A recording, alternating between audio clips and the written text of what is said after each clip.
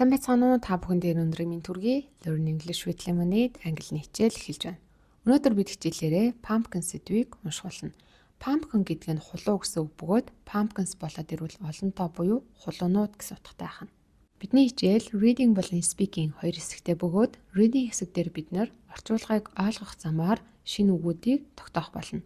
Speaking хэсэг дээр ярианы дасгалаа хийх болно. За ингээд хичээлдээ орцгоё. The fruit of a pumpkin plant is called a pumpkin. The fruit, жимс, юуны вэ? Of гэдэг нь тэрний энэний хариалгаантай ялгалтай адилхан. A pumpkin plant, хулууны ургамлын the fruit, жимс нь is called, нэрлэгддэг, дуудагддаг a pumpkin, хулуу гэж. It is a large orange fruit, about the size of a large soccer ball.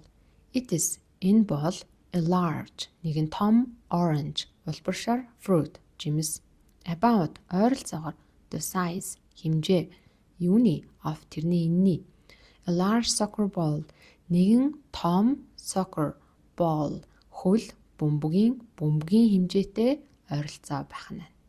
The fruit is tasty.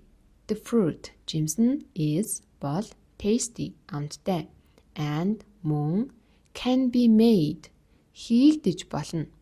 Into, тэрэн рүү, энэ рүү, pumpkin pie, хулууны бялуу. Өөрөөр хэлбэл хулууны бялуу хийж болно буюу хулууны бялуу руу хийгдэж болно гэсэн утгатай байна. Can гэдэг нь чадна гэдгээс гадна өөрөөр болно гэсэн утгыг давхар илэрхийлдэг. Some people like apple pie. Some people like pumpkin pie. Some хэсэг, бүлэг, зарим. People, хүмүүс. Зарим хүмүүс нь like, дуртай. Apple pie, алюмины бялуунд. Some people like, зарим хүмүүс дуртай. Pumpkin pie, хулууны бялуу. Which kind of pie do you prefer? Which kind, айл төрөл. Kind гэдэг нь энэ дээр төрөл гэсэн утгаар орж байна. Pie гэдэг нь бялуу. Бялууны айл төрөлт нь do you prefer, та илүү байдаг вэ буюу илүү дуртай байдаг вэ? За энэ хоёрын алинд нь илүү дуртай вэ гэсэн утгаар орж байна.